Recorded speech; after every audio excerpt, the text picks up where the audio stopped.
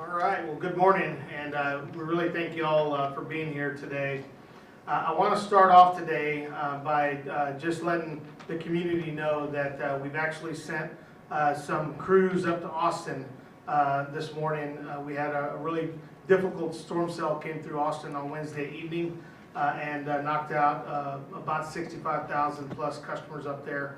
They asked for mutual aid yesterday, and CPS Energy responded this morning by sending up some crews that got up to Austin to help them with restoration efforts around 7:30 this morning. So our crews will be up there for however long it takes to get Austin back on its feet, and we're glad to help our neighbors, but please keep them in your thoughts and prayers for a safe return home. So today I want to thank our employees, number one, for the work that we've done to ensure we're prepared to serve our community this summer. Our people, plants, and equipment are prepared, and I think it's important for our community to see the leadership team of CPS Energy and our board chair stand up for you and reassure you that we've done the work that you expect us to do, season in and season out, to make sure that we're prepared to serve in difficult circumstances sometimes. I also want to thank our media partners for being here today to help us reassure our community in this way. We continue to add more energy to our overall generation portfolio as part of our Vision 2027 plan. I'm really proud of the team for the work that we've done to move our generation plan forward as part of Vision 2027. We've added gas generation. We've added another 159, 160 megawatts of wind capacity.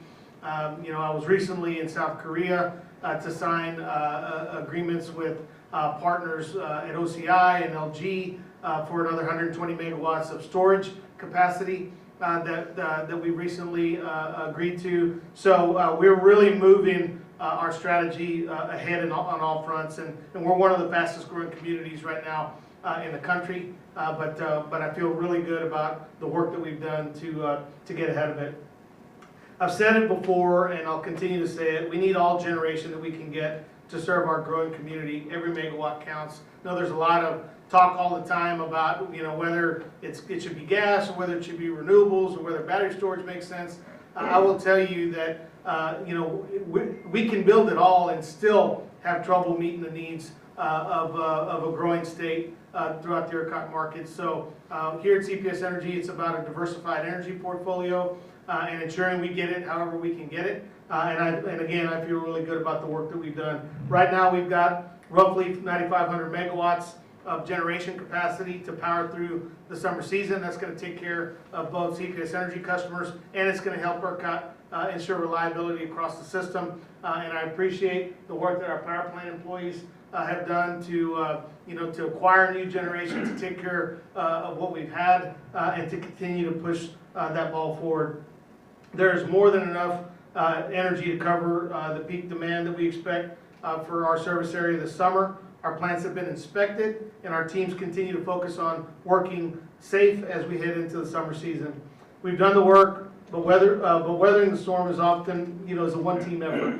And depending upon the conditions across the ERCOT system and the help of the community's conservation efforts, we're going to figure this out. So I will tell you that my buddy Cam next to us is an important part of our process for keeping customers informed of the state of the ERCOT system any given day. I would just ask that our customers continue to pay attention when we say it's a green, yellow, orange, red day. There are things that we ask you to do under those circumstances, which I think Dee will talk about here in a second. But that's our way of communicating with our customers on a regular basis. What's going on with the ERCOT market. So if there's emergency conditions that pop up for all kinds of reasons, what's going on, and you can take action, to help us through those days where things might get tight. So now I'd like to thank our chair of the Board of Trustees, Dr. Francine Romero, for being here with us today. I'm going to turn it over to Dr. Romero for a few comments as well. Thank you. Thank you, Rudy. Good morning, everybody. On behalf of the Board of Trustees, I want to thank the CPS Energy team for the work they've done leading up to the summer to make sure that everyone can keep their homes and businesses cool this season, and very importantly for our employees to remain safe. We had our summer readiness briefing last week, and we all saw the team's commitment and dedication to serving the San Antonio community, and I'm proud of the work they've done to get us here today.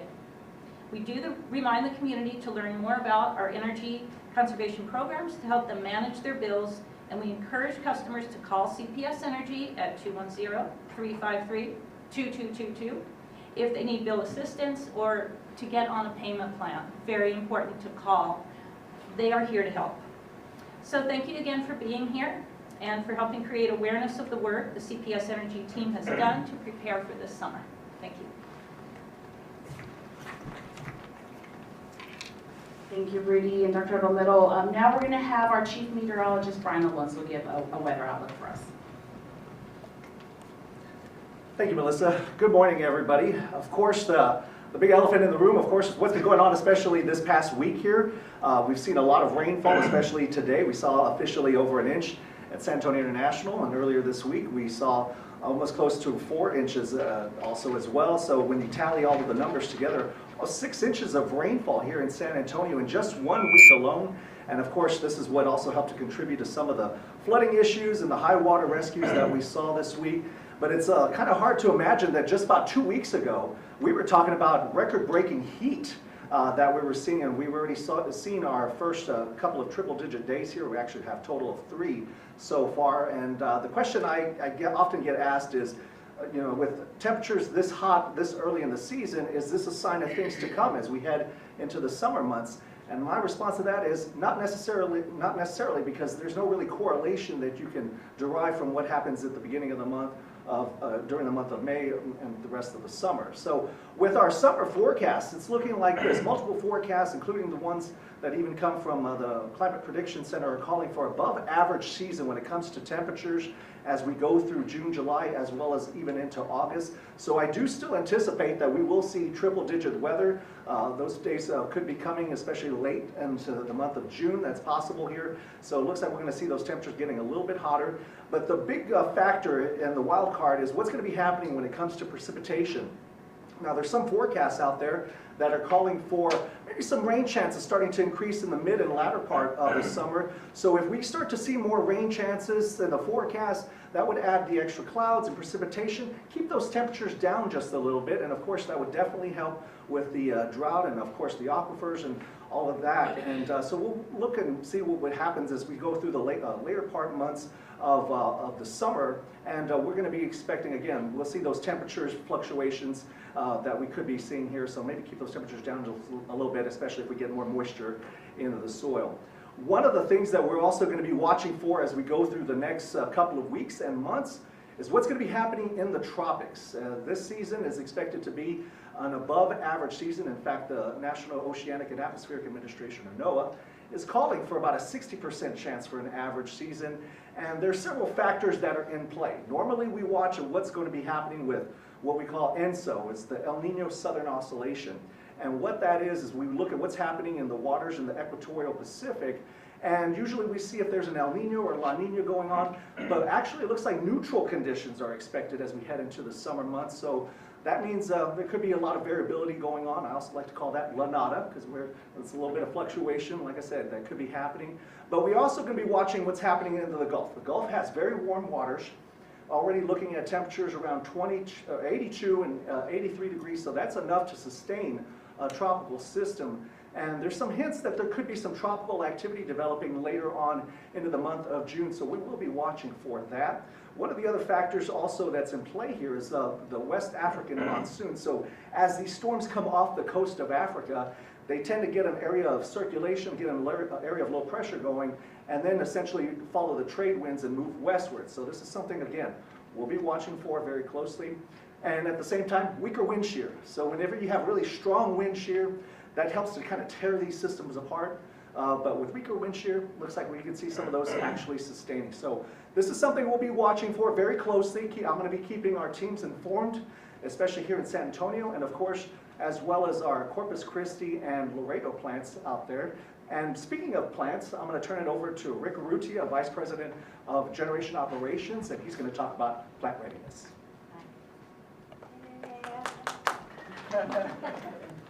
Good job, Brian. Good morning, everybody. Thanks for being here. So first, I'll start by thanking our CPS Energy employees who have done a tremendous amount of work to prepare our power plants for summer operation. I'm happy to report that our maintenance operations, all of our crews and power generation have done a great job getting our units ready, and we are ready for summer operation. For the past 3 months or so, our teams have been working to prepare each of our power plants for the run. We focus on everything from our outage maintenance to cleanup activities that get our units ready. We really focus on 3 things. It's people, process, and equipment. We want to make sure that our people are ready for the summer, the heat, the long hours of work that we have to perform to operate our power plants. And then our processes, we have to, it's a time for us to refresh our processes, make sure that they're ready for our employees to use successfully. And then last, our equipment. As I mentioned, we just spent 3 months in outage, basically preparing our equipment, our systems and subsystems for the summer heat to make sure that the units are ready through the summer. So all good news. A lot of activities have been performed, and as I stated, we're ready. In addition, as Brian mentioned, we're also preparing for tropical storms and hurricanes, especially at our south plants, in Corpus Christi, Barney Davis, Nueces Bay. Those plants there have prepared separately for those types of events for if they occur. We use lessons learned as well to make sure that whatever happened last year, we introduce into our procedures this year, so we have a even more successful run if an event like a hurricane or a tropical storm is to occur. So we're ready for those types of events as well. So just in summary, teams have done a very good job preparing our units for summer run.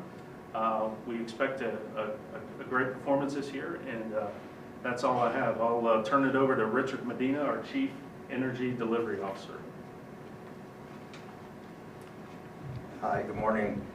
So first of all, I just want to do a shout out to our crews. They come in and work in the elements, in the heat, in the rain, and in the winter months in the cold.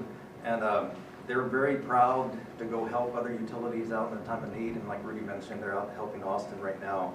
But for our teams, we manage the transmission and electric grid along with ERCOT. And we do a lot of studies on the transmission system, so there's a lot of work being done there. We do load flow analysis on all the power lines that serve the community, so we're good there. All the checks have been done. The crews have done all their prep work for the summer, making sure our equipment's ready. Our teams are already working out in the heat. And so we're a lot of great work there. We continue to tree trim. Tree trimming, trees are a major source of outages like you see in Austin.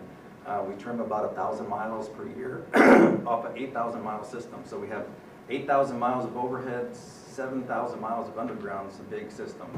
So I just want to share that with you all, and we're ready for the summer. Thank you. So next I'll turn it over to Deanna, our Chief Customer Strategy Officer. I do that every year, too.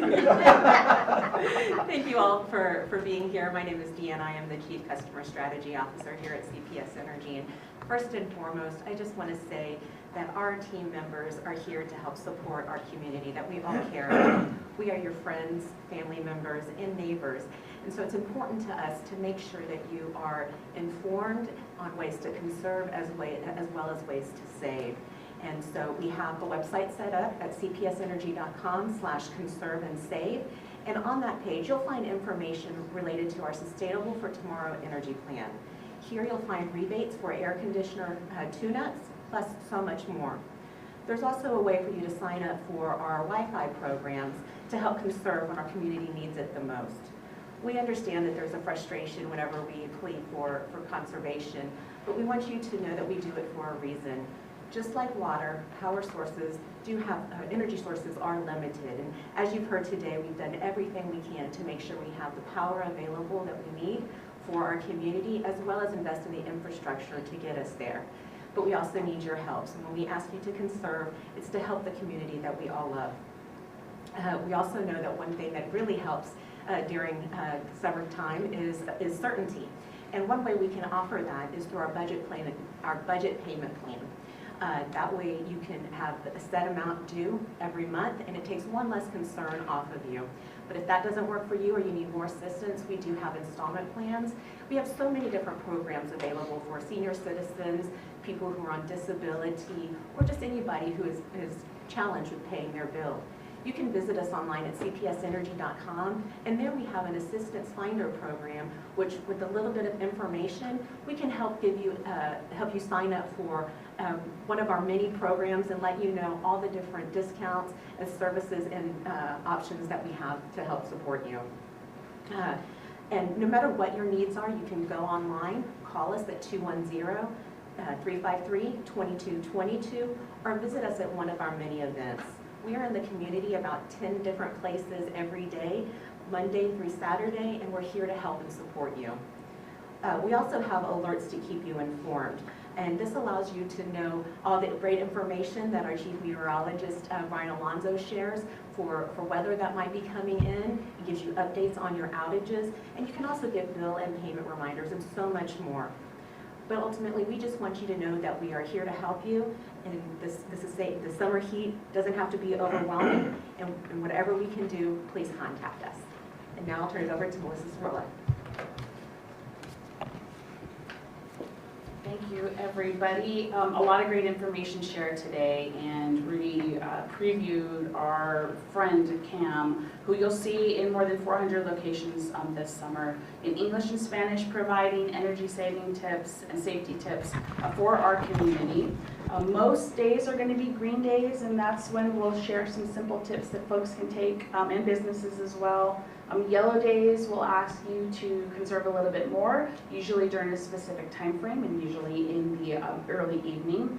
And we'll only use orange and red if ERCOT calls for great emergency. So we do want everybody to start getting used to that. This is the 4th year of that campaign, and we're getting some really great feedback.